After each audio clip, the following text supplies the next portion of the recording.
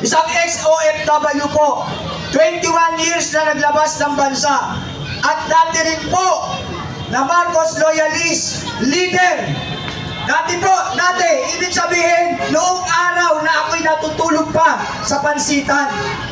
Subalit ako'y nagising sa isang katotohanan na nasa maling landas ang aking sinusuportahan. Nakakalungkot isipin dahil sa mga katiwalian, dahil sa mga sobrang pangungurakot, ang dating ningning ng Pilipinas ay nababoy na nila. Nakakaawa ang bansa natin dahil pinagtatawanan na tayo ng mga dating tayo ang nangunguna. Ngayon tayo ang nangungulela dahil sa mga politikong super buwaboy! Buwaboy! Buwaya sa kapal ng balat! Baboy kung lumamon ng pondo ng bayan! Yan po ang tunay na ugat ng kahirapan ng ating bansa. Ang mga Pilipino, sabi nila, kung gusto nyo umangat, magpakasipag kayo. Mga tanga, mga gago ang nagsasabi na yan. Dahil ang mga Pilipino, sa 21 years na ako'y lumabas ng bansa, ay nakasalamuha ko ang iba't ibang lahi. Naranasan ko na mas malaki pa sa akin, sumasaludo. Dahil sa talino, sipag, at may puso sa trabaho. Ganyan po kataas ang respeto ng mga ibang lahi sa mga lahing Pilipino. Subalit ngayon, putang ina, OFW leader at bukid po ako under OVA, OFW Veterans Association, na ngayon ay kasama nyo para ipaglaban ang karapatan at kalayaan ng ating bansa para sa new generation.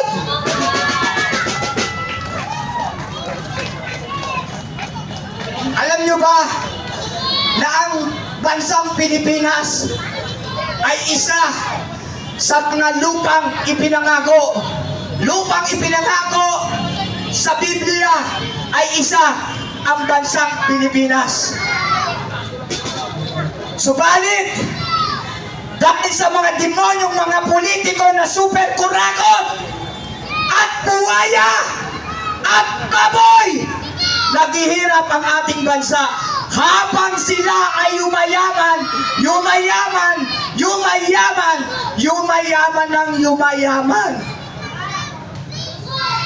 Sabi ko nga, wala man lang politiko, meron dyan ilan-ilan. Outnumber ang mga matatalino at matitino nating politiko. Outnumber. Meron naman yung mga nasa linya ng PDP, mga magagaling yan, mga magiting at mag-iisip, at mga may malasakit sa bayan. Dahil aral sila sa prinsipyo ng Duterte family. Subalit dinaya tayo.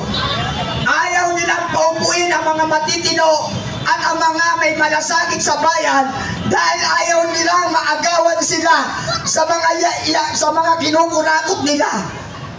Ayaw nilang may nagmamasid sa kanila at nagbabantay sa pangungurakot nila. At yung mga ilan-ilang matitino natin, pansinin nyo, ngayon, hinahanapan nila ng butas kung paano tatanggalin sa Senado at Kongreso. Ganyan po ang laro ng politika. Kung hindi ka umaayon sa amin, tanggal ka. Or sisirain ang pagkatao mo. Demoralize ka. Ganyan po kasama ang ating politika. Kaya sa araw na ito po ang simula at tatapusin natin ito. Pakiusap ko sa mga mahal nating kababayan. Hindi po tayo naghahanap ng kaguluhan. Hindi po tayo naghahanap ng gera. Naghahanap po tayo ng katarungan at kapayapaan at kaunlaran sa ating bansa. Hindi po tayo nananawagan ng himagsikan. Tayo po ay nandito upang makiusap at manawagan na kung maaari, Pangulong BBM, dati po akong leader bilang Marcos loyalist, pero nag-withdraw ka ng support ako dahil nakikita ko na you are incompetent leader. You cannot handle the Philippines. It's better to step down. Bumaba ka na lamang. Magiging hero ka pa sa bansang Pilipinas. Ikaw mismo alam mo sa sarili mo. Pangulong BBM, alam mo sa sarili mo na hindi ikaw ang gumagalaw sa bansang Pilipinas. Kaya ako, bilang isang OFW leader, bilang isang peaceful citizen of the Philippines, ay nakikiusap sa inyo na bumaba na kayo. Yung isang nagsalita na si Remedios Montemayor, totoo ang kanyang mga sinabi. Ako po ang testigo dahil kaibigan ko po yan. Siya po ay biktima talaga ng ghost project blood control ng DPWH under noon ng Congressman Dong Gonzales. Hindi na kayo naawa. Isang simpleng mamamayan, inaagawan nyo ng legal na lupa. May titulo yan, hindi po sila land grabber. Sila po ay biktima ninyong mga walang kwentang politiko. Imbis na tulungan nyo ang mamamayan, kayo pa ang ugat ng kanilang paghihirap o ng aming paghihirap. Kaya sa araw na ito, tayong lahat ay magkaisa. Labanan natin ang sobra-sobrang pangungurakot. Subalit ang pangungurakot na iyan ay unti-unting mawawala kung mismo ang pinakaugat ay puputulin natin.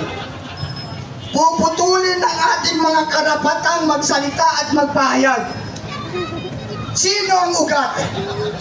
Si Pangulong BBM.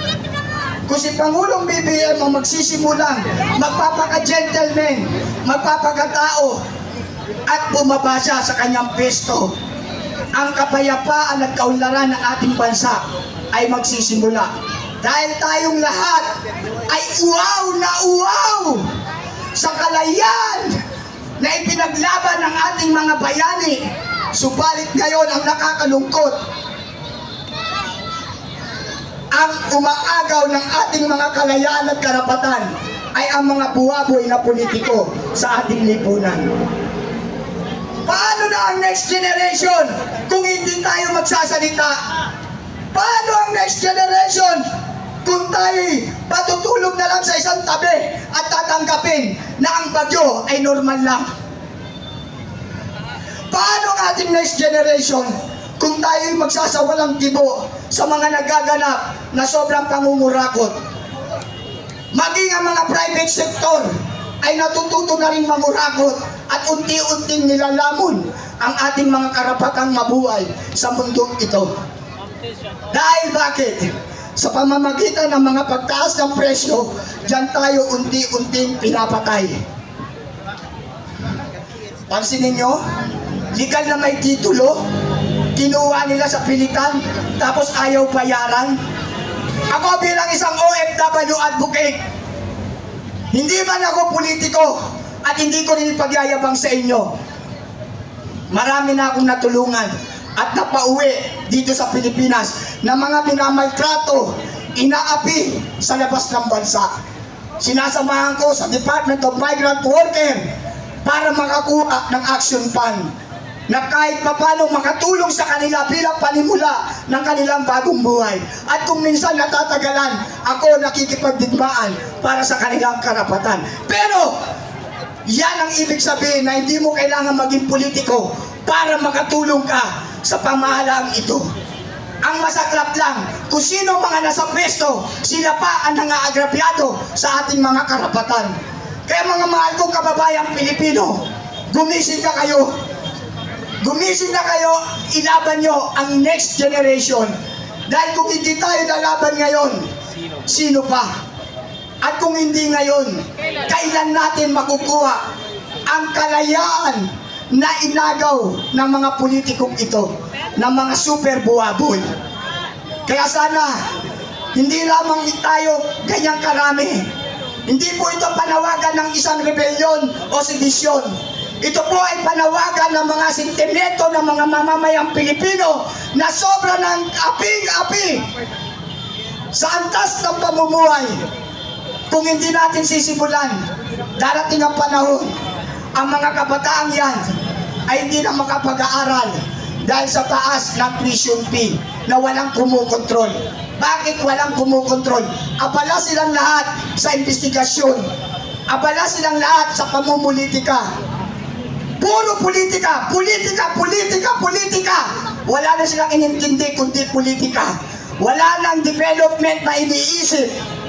Meron mang ilan ng politiko natin na gustong ma-develop ang Pilipinas, subalit outnumber sila. Kulang sila sa bilang. Yan ang nakakalungkot.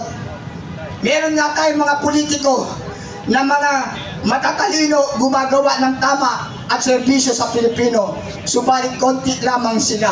Mas marami ang buwaboy. Kaya maraming salamat sa nag-organize ng event na ito, dahil dyan nyo makikita ang kanilang pagmamalasakit sa ating bayan at mamayan.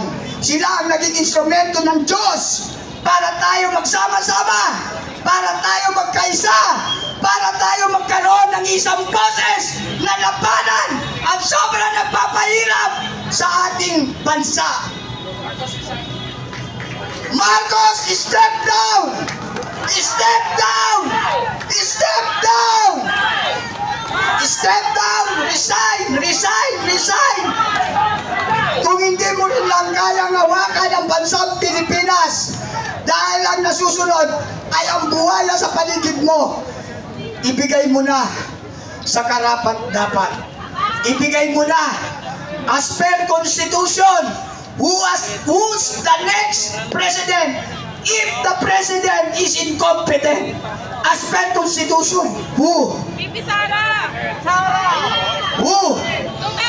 Kayo na magsalita niyan, hindi ako. Pero alam nyo kung sino yan. As per Constitution. Hindi natin didiktahan ang taong bayan. Ang konstitusyon ang maghahayag kung sino ang karapat-dapat na pumalit kapag ang ating leader o ang ating pangulo ay wala na sa tamang paggawa ng kanyang tungkulin bilang ama ng ating bansa. Na maraming mga Pilipino na papabayaan na dahil sa sobrang pamumulitika. Lumalangoy na kami sa kumunoy ng kahirapan. Kaya sana naman, panawagan ko at panawagan ng mga lahat ng mamamayang Pilipino, mga kurakot na politiko, tama na, sobra-sobra na kayo. Mayaman na kayo, tigilan nyo na. At kung maaari, abolish smart magic. Dahil yan din ay isang ugat ng kahirapan ng ating bansa. Dahil ang nabuboto nila ng makina na yan ay yung mga hindi dapat umupo sa gobyerno.